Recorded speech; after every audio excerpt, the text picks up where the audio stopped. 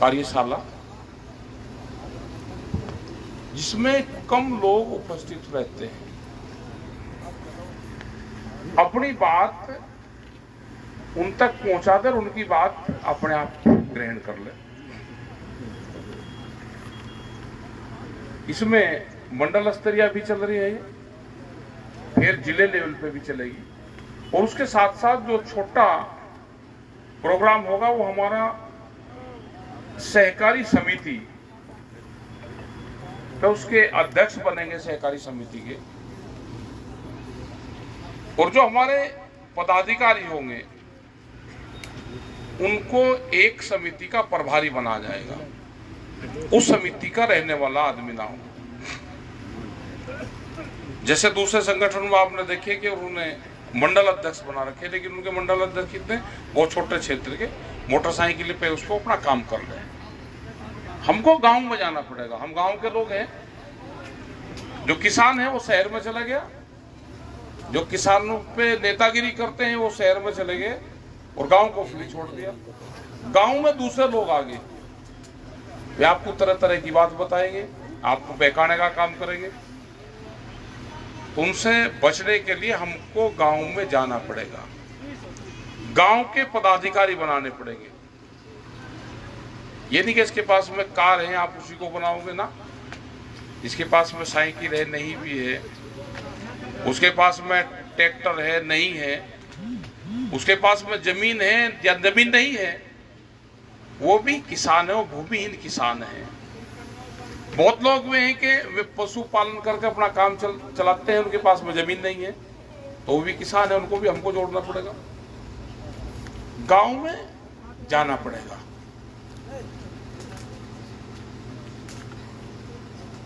दस आदमी की छोटी से छोटी मीटिंग करो। आप किसी को बता दो भाई आपके घर बाहर है, ये नहीं कि जो टेंट और ये लगेगी, अगली बार किसी गांव में आप करवाने लगे तो कहां से खर्चा आएगा। 10-11 आदमी की मीटिंग करो, वही अपना खाना बनवा लो उनके वहां पे। 10 आदमी से आदान प्रदान करो, आधा घंटा 1 घंटा बैठकर चर्चा करो, उनके नंबर लिख लो व्यक्तिगत, और एक दिन में 5 मीटिंग कर लोगे तो 50-55 आदमी आपके हो गए। आपने 10 दिन भी काम कर लिया तो 500 आदमी हो गए। आप जोड़ लो, 500 आदमी पे काम कर दो, 10 दिन आपको काम करना है। लेकिन ये करने पड़ेंगे। पदाधिकारी पिछले 2 साल से लग रहे, सिर्फ पद देने लग रहे, पद जा रहे, काम कुछ नहीं है। आपके यहाँ पे भी उन्नाव में एक जो आत्महत्या किसान ने की, उसमें हमारे जिला अध्यक्ष गए, लेकिन कितने लोग गए वहां पे? अगर वहां से टाइट ना करें तो प्रशासन इन पे कार्रवाई करके मुकदमे लिख के, हिनेंस क्राइम के मुकदमे लिख के इनको जेल भेजता। हमको जाना चाहिए, छोटी कमेटी में काम करना पड़ेगा। जो भी पदाधिकारी बनेगा, यहाँ पे बताया कि वो 25 लोगों को सदस्य बनाए। 26वां जो पर्चा है वो सक्रिय मेंबर वो बने, वही पदाधिकारी रहेगा। गांव में जाना पड़ेगा, संगठन पे काम करना पड़ेगा। कंपटीशन बहुत हो गए, यूथ का भी इंटरनेशनल वो पॉलिसी तय होगी कि उसकी उम्र 35 साल होगी, क्योंकि इंटरनेशनल जो प्रोग्राम में भी गए हमारे लोग, तो वहां पे यूथ की जो इंटरनेशनल जो मानी गई वो 35 साल के लगभग मानी गई, क्योंकि जैसे ही बड़ा होगा तो झगड़े करना लगा है, वो दूसरे वालों के सींग मारता है, फिर बड़ा हो गया। उसकी क्या कार्यशाला रहेगी, क्या वो काम करेगा? उसका ये नहीं कि धरने प्रदर्शन और ये सारी चीजें करेगा, वो कंपटीशन करेगा आपस में ना। उसकी जिम्मेदारी है व्यवस्था देखने की, जो सामाजिक काम है उन कामों को करने की, पेड़ लगाने की, ब्लड डोनेट करवाने की, सामाजिक कामों में भी हमको जाना पड़ेगा, क्योंकि आने वाले टाइम पे स्थिति खराब होगी। ये अब संगठन खाली बड़ी मीटिंग करने से नहीं, गांव के रूट पर जाना पड़ेगा। अधिकारी से कैसे बात करें? अभी भी यहाँ पे आयोग ने कहा कि डीएम आएगा, डीएम हमारा नौकर है, वो खड़ा होगा। ये गलतफहमी मत पालो। जिस अधिकारी के साथ में आप एक बार न्यूसेंस करोगे, आपने देखा है कारण, एक अधिकारी था वो 90 के आसपास, 89 में आईएएस अधिकारी, उसका नाम नहीं उनका बताएंगे, पहला चार्ज मिला, एसडीएम की पोस्टिंग मिली। हमारे वाले कुछ पदाधिकारी ने न्यूसेंस करी पहली पोस्टिंग में। वो आज तक जिस अधिकारी को, अधिकारी भी आदमी है, अधिकारी काम करता है जो उसको सरकार कहती है, अधिकारी अपने उससे कुछ नहीं करता। पुलिस फोर्स की नौकरी कर रहे वो पोस्टिंग पे है। हमारी लड़ाई, हम उसी से लड़ाई मानते हैं। जो उसको सरकार ने कहा, वो सरकार का चेहरा अधिकारी की कलम में दिखाई देगा। वो सरकार की पॉलिसी है। आप बैठो, सरकार के खिलाफ बैठो ना, उसके बाहर बैठते हो आप, उससे क्यों लड़ते हो? डायरेक्ट उससे क्यों विरोध करते हो? हमारा काम जो करता है वो अधिकारी करता है, नेता आपका काम नहीं करेगा कभी भी, ये ध्यान रख लेना। और अधिकारी आपसे बिगाड़ दे। बहुत जिलों में होता है कि भाई जब तक डीएम और एसएसपी नहीं आएगा, हम यहां से धरना उठाएंगे। डीएम एसएसपी को जब आना चाहिए, जब उस पॉलिसी पे काम होगा और उनको घोषणा करनी हो। घोषणा हुई नहीं, काम हुआ नहीं, आपने अधिकारी को बुला लिया, वो क्या कहेगा? दोनों बड़े अधिकारी है, वे आपने बुला के वो क्या कह के जाएंगे? अगले दिन किसको बुलाओगे फिर? नहीं, ये शर्त रखो कि दोनों वही यहां पर आएंगे ना, उनको दूर रखो, दोनों को दूर रखो, उनसे कोई संबंध मत रखो। आपने टारगेट अगर दोनों ही बना दिए तो बिगड़ गया खेल। तो ये सारी चीज सीखनी है। चिट्ठी लिखो, कोई काम है तो उनको चिट्ठी लिखो, सरकार को चिट्ठी लिखो, बाया डीएम चिट्ठी जाएगी, लिखत पढ़त में जरूर दो। जो सही काम है वो दो। ये नहीं कि हमारे संगठन का लोग है जमीन पर कब्जा कर रहा है दूसरे की। कह मैं तो संगठन में जी पिछले 30 साल से डोल काट रहा बराबर वाले की, मकान पे कब्जा कर रहा, राशन डीलर वाले भर्ती हो गए संगठन में, राशन दे नहीं रहे। हमारे संगठन में हो या ना हो, आप बात ईमानदारी की करो। यहां कम लोग भी रहेंगे ना तो ये संगठन उन्हीं से चलेगा। बिल्कुल साफ सुथरी छवि। अगर आपके खिलाफ कोई कार्रवाई कर रहा है, गलत काम हो रहा है, तो उसका डट के मुकाबला करो। बैठना सीखो, बैठना, धरना देना। दिल्ली के आंदोलन 13 महीने चले, बैठे ही तो रहे, दिल्ली के बाहर बैठे रहे। दिल्ली को पूरी तरफ से घेर कर रखा, कई इलाका आदमी थे, घेर कर रखा उसको। आज भी बातचीत नहीं होती सरकार से। 22 जनवरी 2021 के बाद में कोई बात सरकार से नहीं है, 3 साल हो गए। लेकिन संगठन अगर कमजोर हो जाएगा तो यही सरकार अधिकारियों के द्वारा आपको दबा देगी। अब जिंदा रहने के लिए संगठन को मजबूत करना पड़ेगा। इनका टारगेट है कि 2047 तक, जब देश आजादी का 100वां साल मनाएगा, जब तक उद्योगपतियों के पास में इस देश की 60% जमीन चले जाएगी। ये सरकार लोकतांत्रिक तरीके की सरकार नहीं है। ये सरकार उद्योगपतियों का एक झुंड है। उसने कानून के सिस्टम के हिसाब से इस पर कब्जा कर लिया, क्योंकि कानून और हमारा संविधान उस सिस्टम से बंधा हुआ है। उन्होंने उसी सिस्टम में घुस का कब्जा करा और वो जमीनों की लूट पर लग गया। क्योंकि ये जमीन राजा रजवाड़ों की थी, जमींदारों की थी। उन्होंने कहा कि ये जमीन कैसे वापसी आएगी, क्योंकि बहुत पहले से, कई सौ साल से वो उन्हीं के पास थी। अपने पास तो ये अभी तो आई 50, 60, 70 साल से। आजादी के बाद में उससे जब रजवाड़े टूटे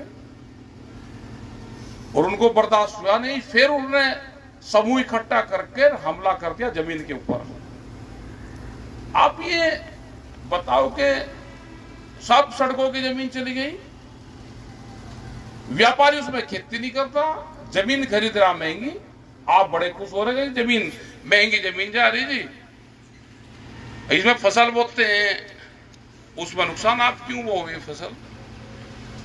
जो वो काम करेगा वही आप करो, जमीन को छोड़ दो।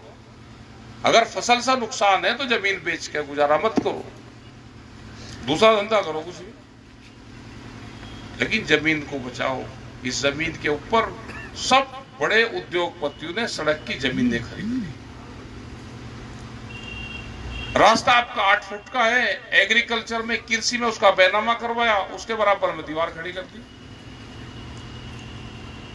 दूसरी तरफ और ले ली, दीवार खड़ी कर दी, आपको अंदर जाने का रास्ता नहीं है, उसमें पानी चला देगा, पीछे का रास्ता बंद कर देगा, झगड़े करेंगे। आप पिछले 3 साल से देखोगे कि सबसे ज्यादा जमीन के मुकदमे व्यापारी किसान के ऊपर कर रहा, जो जेन्युइन किसान है उसके ऊपर व्यापारी मुकदमे कर रहा है। सरकार उनका साथ दे रही, पुलिस प्रशासन मुकदमे लिख रहा, सरकार साथ दे रही। किसी की भी जमीन पे जाके बाउंड्री वॉल कर लेते हैं, जाके किसान हटाएगा, पुलिस कहती है कि ना जी तोड़ो मत, आप कोर्ट जाओ, क्योंकि ये बताएंगे नहीं। लेकिन व्यवस्था ये है कि झगड़े करो, जमीन छीनो, जमीन किसान के पास में रहनी नहीं चाहिए। क्यों नहीं रहनी चाहिए? अब इसमें हम जाते हैं कि जमीन पे ये आफत जो आई है क्यों आई। ये 2 हिस्से मान लेते हैं। एक चाइना पॉलिसी है, आधी दुनिया चाइना उसको मानती है। चाइना पूरी दुनिया में अपना व्यापार फैला रहा है, उसके कंपटीशन में यूएसए और पूरा जो यूरोपियन कंट्री है उसके कंपटीशन में उनको इंडस्ट्रीज लगानी है, नहीं तो चाइना का कब्जा होगा पूरी दुनिया में। उसके लिए एक देश चाहिए जिसकी जनसंख्या ज्यादा हो, ध्यान से सुन रहे ना, वो देश है भारत। क्योंकि इंडस्ट्रीज में चाहिएगी लेबर कहां से आएगी? लेबर आएगी खेती से, तो यहां पर बड़ी बड़ी इंडस्ट्रीज लगेगी। उनको 2 चीज मिलेगी, सस्ती लेबर मिलेगी और मार्केट मिलेगी, जनसंख्या मिलेगी। कोई भी सामान बेचने के लिए इससे बड़ा मुल्क कोई है नहीं। उसी के साथ साथ सारी पॉलिसियां ही, पूरे हाईवे बन रहे हैं, जो लेबर एक्ट थे उसमें संशोधन करेंगे। ये 3 काले कानून आए क्योंकि किसान खेती को ठेके पे थे, वो तो बड़ा आंदोलन यहाँ के वापसी होगा। तो ये कवायद चली हुई है पूरी, और अधिकारी बयान भी आए हैं, नेताओं के बयान भी आए कि 40% लोगों को हम खेत से हटाएंगे, उसको लेबर में तब्दील करेंगे। तो लेबर में तब्दील होगा, लेबर एक्ट कानून बन गया, परमानेंट कोई होगा नहीं। उनको सस्ती लेबर 10-15 हजार रुपए का, 8 हजार रुपए का मजदूर चाहिए, वहीं पे ही काम करता रहे, अनाज लेता रहे, खाता रहे। बोल रहे ना, ये आने वाले टाइम पे होना अगर आप संगठित नहीं होंगे। ये बिहार में हुआ है। बिहार में 2006 में मंडी को तोड़ा गया, वहां आज भी मंडी की जमीनें हैं, मंडियां बनी हुई हैं, लेकिन मंडी खत्म कर दी गई। अब व्यापारी गांव में किसान के घर पर जाता है, फसलों के रेट तय करता है, अपनी गाड़ी ले रहा है, अपनी तराजू, और पैसे कब देगा वो भी व्यापारी बतावे। वहां से उठाओगा, बड़े बड़े गोदाम बना रखे 4-4, 5-5 एकड़ में, ट्रक के ट्रक वहां पर जाते हैं, लोड होंगे, और हजारों ट्रक आप इन सड़कों पर देखते हैं, बिहार और पूर्वांचल से हजारों ट्रक हर रोज धान के फसलों के निकलते हैं। वे जाके उत्तर प्रदेश के कुछ क्षेत्र में, पंजाब और हरियाणा में किसान के नाम पे बिकेंगे, या उद्योगपति उनका सीधा खरीदा और फिर बाजार भाव पर अपनी फसलों को बेचता है। एक बड़ा षड्यंत्र है। बिहार में अब 2 ही तरह के लोग मिलेंगे, या तो बिहार में पढ़ा लिखा आदमी मिलेगा, उसने बिहार को छोड़ दिया, वो अपना नौकरी पर लग गया, या फिर वो लेबर बन गया, लेकिन वे सब हैं किसान। पल्लेदार मंडियों में सब पल्लेदार, कश्मीर में गए तो 25,000 लोग वहां पे काम कर रहे, पल्लेदारी का काम कर रहे, वे किसान हैं सारे। इस देश को पूरे को मजदूर बनाने का भारत सरकार का प्लान है। किसान को लगा दिया, आम लोगों को लगा दिया दूसरे धंधे पे, धार्मिक उस पर लगा दिया सबको, और इंगे से लूट मचोट कर दी। आपने देखा होगा, धार्मिक है, हम कोई कट्टरपंथी वो नहीं है, धर्म के कोई विरोधी नहीं है। हम भी मानते हैं दीपावली, होली को सबको मानते हैं। 30 त्योहार पहले 4-5 होते थे, अब कम से कम हर महीने में 17 तो त्योहार आ गए। दिवाली महत्वपूर्ण मानते हैं हम दीपावली को। कोई छुट्टी लेकर भी आता है कि मुझे छुट्टी दे दो, पुलिस में भी नौकरी कर रहे, कहीं पे भी मिलिट्री में भी, दिवाली पर छुट्टी दे दो जी, मैं घर जाऊंगा जी खरीदारी करनी। पूरा घर लग जा, सब बाजार में सब खरीदारी कर रहे। पहले जी शुभ हो, आमदनी हो रही व्यापारी की, वो दुकान पे दीपावली के दिन भी घर नहीं जाता, रात को 2 बजे तक को है कि माल जो कुछ है बेच दे, उसको नुकसान नहीं हो रहा। दीपावली वो मना रहा अपनी दुकान पे, आप सामान खरीद कर मना रहे। कोई गिफ्ट दे गया एक, उसमें मिठाई पिठाई सी वो थे, वो खोल कर देखा पिछले साल का था, उसमें गुलाब हुए रसगुल्ले भी थे, 1 साल पिछले का पैकिंग होगी, वो अगले साल भेड़ दिया सब, घर पे था वो देखा खोल कर। तो भाई अपने काम पे ध्यान दो। ये जो त्योहार पे जो कुछ आपने कमाया सब दुकानों पर लुटा दिया, खर्चे कम करके ही आमदनी होगी। जन्मदिन का चल रहा है कि सामाजिक इशू में आएगा, ये जन्मदिन का चल रहा, बहुत स्पीड से जन्मदिन बढ़ गए, केक काट रहे, एका का करते, जैक जन्मदिन हो गए, एका काल लगे, खर्चे वाहियात के। उसको फिर उस पर डाल रहे सोशल मीडिया पे। एक परिवार में अगर 10 आदमी है तो भाई हर महीने एक जन्मदिन होगा, 3-4 हजार रुपए खर्च करोगे तो 20-30 हजार रुपए आपके खर्च होंगे। इनको खर्चे कम करो, इन चीजों से बगल हट जाओ। बहुत तीज त्योहार औरतों के आगे, तो इनसे बगल हटना पड़ेगा। जो काम होने हैं, आप जन्मदिन है तो पेड़ लगा दो ना, उस पर लिख दो जन्मदिन, ये पेड़ लगाया। पेड़ लगाने का काम करना चाहिए, पेड़ प्रमुख बनो, पर्यावरण ठीक होगा, क्लाइमेट पूरा चेंज होगा। पूरी दुनिया की पॉलिसी है। हम जब बाहर जाते हैं तो कहते हैं कि आपके संगठन ने कितने पेड़ लगाए 1 साल में। अब संगठन ने तो लगाए नहीं, कितने बताओ। पेड़ लगाने पड़ेंगे हमको। हमको ब्लड डोनेट करना पड़ेगा। जैसे हमारा संगठन बाराबंकी में काम करता है, सबसे ज्यादा ब्लड डोनेट हमारा संगठन बाराबंकी के लोग करते हैं, तो आप भी करो।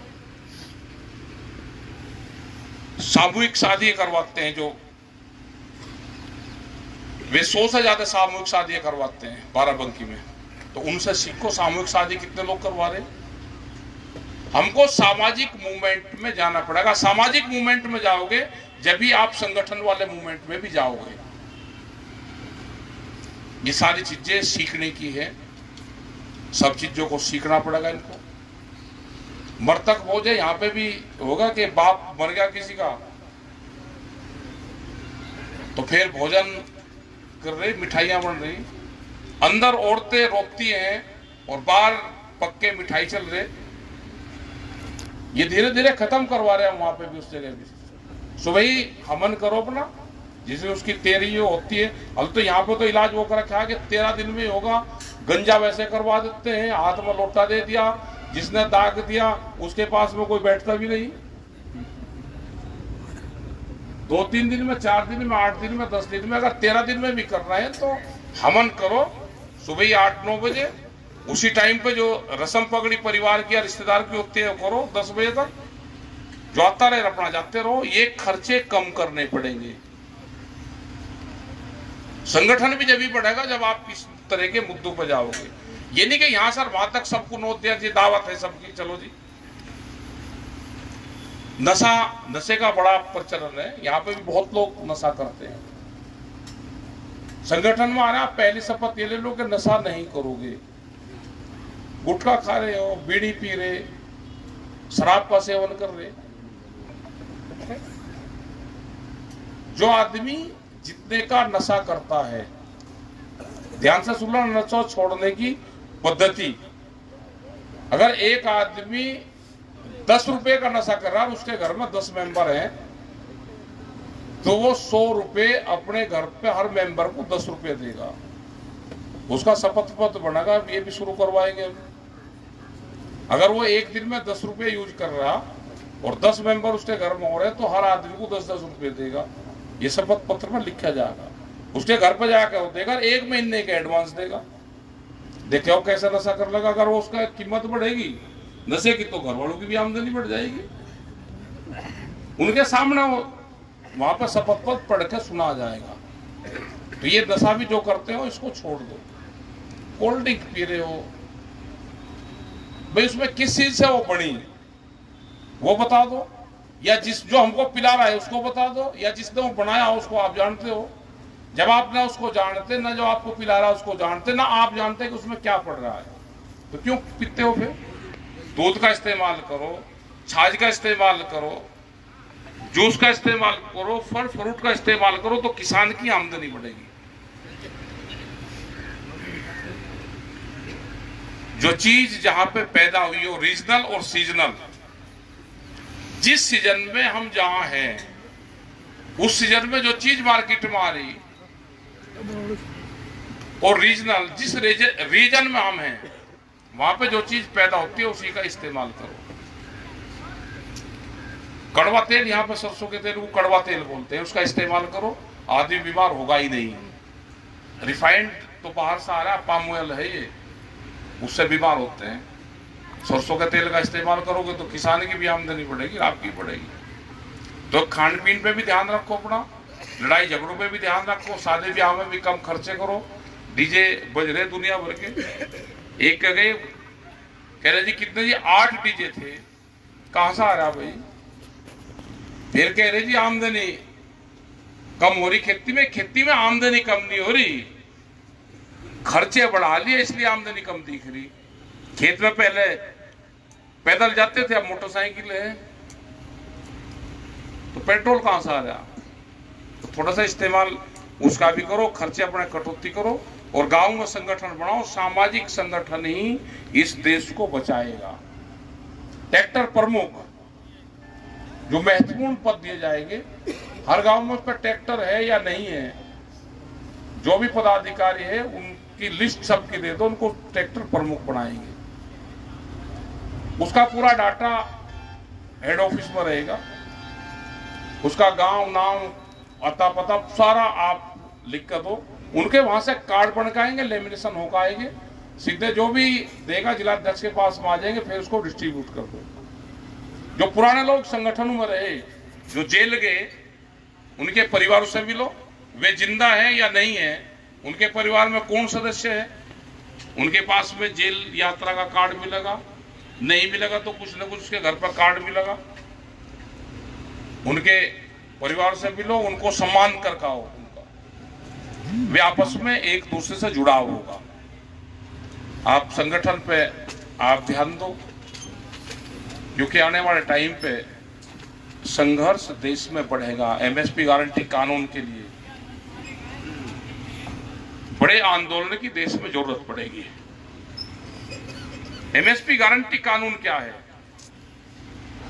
बहुत लोग पत्रकार भी पूछते हैं जी एमएसपी तो मिल रही, हमको एमएसपी गारंटी कानून चाहिए। सरकार को फसल खरीदनी हो या व्यापारी को खरीदनी हो, जो भी सरकार का रेट है उसके कम को खरीद नहीं करेगा। ये एमएसपी गारंटी कानून है। यहाँ पे मक्का का जो रेट है, व्यापारी को अगर व्यापार करना है तो उसके कम पे खरीद नहीं करेगा भाई। धान खरीदने तो उससे कम पे खरीदनी होगी, गेहूं खरीदने तो नहीं होगी।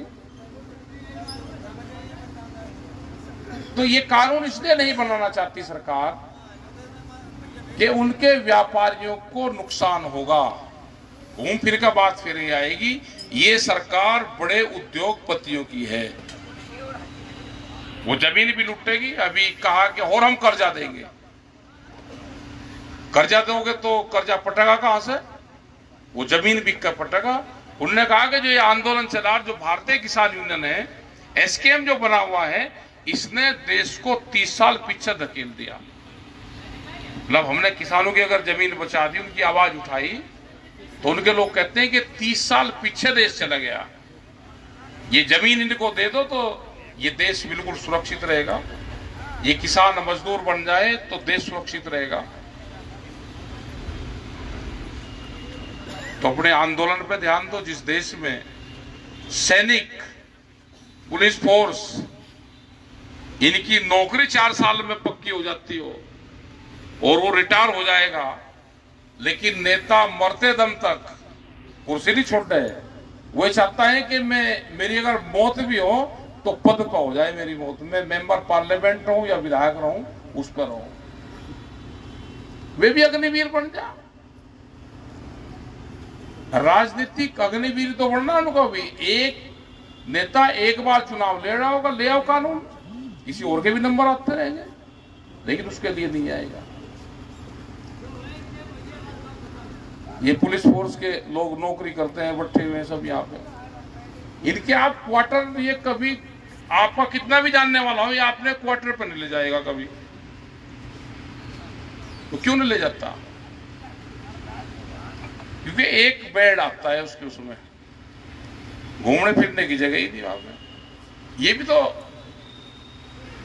भाई, इनको एक नक्शा हमने दिया बना के कि कम से कम 1200 स्क्वायर फीट में एक क्वार्टर दे दो, 2 रूम का। किसी के माँ बाप भी आ जाए, बच्चे भी हैं, तो वे ठीक तो रहे। लेकिन ना, बनाएंगे बिल्कुल छोटा, उसमें रह ही ना सके कोई रिश्तेदार, कोई आ ही ना सके, क्योंकि कमीशनबाजी का उसके बड़े चक्कर है। पेंशन का है, नेताओं की पेंशन 4 बार भी अगर वो रहेगा मिलेगा, लेकिन अधिकारी कर्मचारी उसने नौकरी कर ली तो उसकी पेंशन में कटौती, उसी से ही देश को चलाएंगे। लेकिन ये सारी चीजें जब होगी, जब आप संगठित होगे, और ये किसान संगठन और एसकेएम ही इस देश को आने वाले टाइम पे बचाएगा। पॉलिटिकल पार्टी तो खत्म हो जाएंगी सब, अभी भी और टूटेंगी पार्टी। उनके जो दूसरे लोग होंगे सेकंड और थर्ड लाइन के, वे सब टूट के शामिल हो जाएंगे सरकार में, क्योंकि इतने डरा देंगे उनको कि वे सरकारों में शामिल हो जाएंगे। उनसे तो दूर रहो। जो अपनी वोट की हिफाजत ना कर सकता हो, जनता ने तो वोट दिए, वे गिनती ठीक ना करवा सकते हो, जो विपक्ष में रहते हुए जेल ना जा सकते हो, तो उसे आप कहां तक सहारा दे दोगे?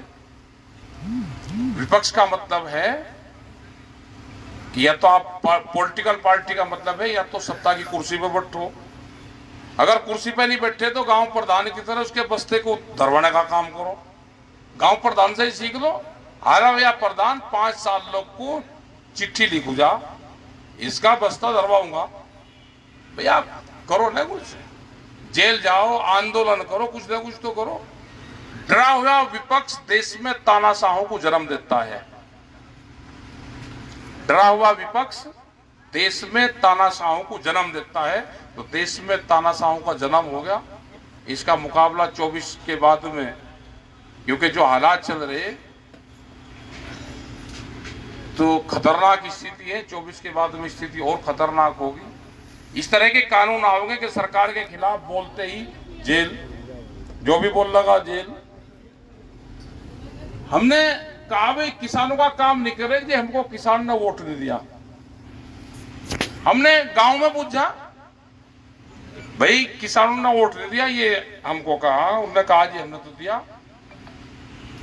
मैं कहा हिंदू बन के दिया या किसान बन के दिया? जी दिया, हिंदू बन के, किसान बन के दिया नहीं। तो उन्होंने कहते जी हिंदू बन के दिया तो हम मंदिर बना रहे हैं। उनका तो किसान जब वोट देगा हमको तो हम काम करेंगे। तो सरकारें 2 चीज से डरती हैं, पॉलिटिकल आदमी ध्यान से सुन लेना। ये तो आपका आंदोलन मजबूत हो तो भी वो आपका काम करेगा, या आप पे वोट देने की ताकत हो तो भी आपका काम करेगा, या वोट काटने की ताकत तो भी आपका काम करेगा। डरा हुआ नेता भी आपका काम करेगा और खुश हुआ नेता भी आपका काम करेगा। और या दोनों से बगल हटके तो आंदोलन मजबूत होगा तो भी आपका काम करेगा।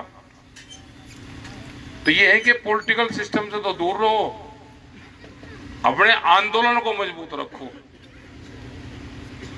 तो आप लोग बातें सुनी, ये करिए मीटिंग होंगे, जो भी नशा करता पकड़ा जाएगा उसका ये एफिडेविट भरवाओगे और उसके घर वालों को जाकर देंगे। तो ध्यान से अब आना, जो भी अब आएगा तो ध्यान से, गुटखा कौन खा रहा है, कौन शराब पी रहा है। अब कम से कम 100 आदमी के शपथ पत्र वहां पर भरे जाएंगे इलाहाबाद में, वे छपवा रहे शपथ पत्र। जिसको छोड़ना होगा बढ़िया फार्मूला है, उसका छुटवा देंगे, उससे आमदनी कुछ बढ़ जाएगी। और अपना मोटे अनाजों का इस्तेमाल करो जो यहाँ पे पैदा होते हैं। यहाँ मक्का है, बाजरा है, हमारा पहले यही था। गेहूं हमारे यहाँ का खाना नहीं था। गेहूं तो जब मुगल आए तो उनके साथ में, रेट के साथ में गेहूं देश में आया था। तो मोटे अनाज है, सरकार भी उसी पे ही अब काम कर रही। वो तो पकड़े ना, सरकार भी चोरी करती है, जो हम बात कहें उसे ही वो पकड़े। लेकिन काम करना चाहिए, मोटे अनाजों का इस्तेमाल करें सभी लोग, बीमारी कम होगी। बाजरा है, जौ है, इन चीजों का, चना है, इसे खाओ तो बीमारी कम रहेगी। अपना जो बाहर की चीज है उसका इस्तेमाल कम करो बाजार की चीज से, तो भी आमदनी बढ़ेगी।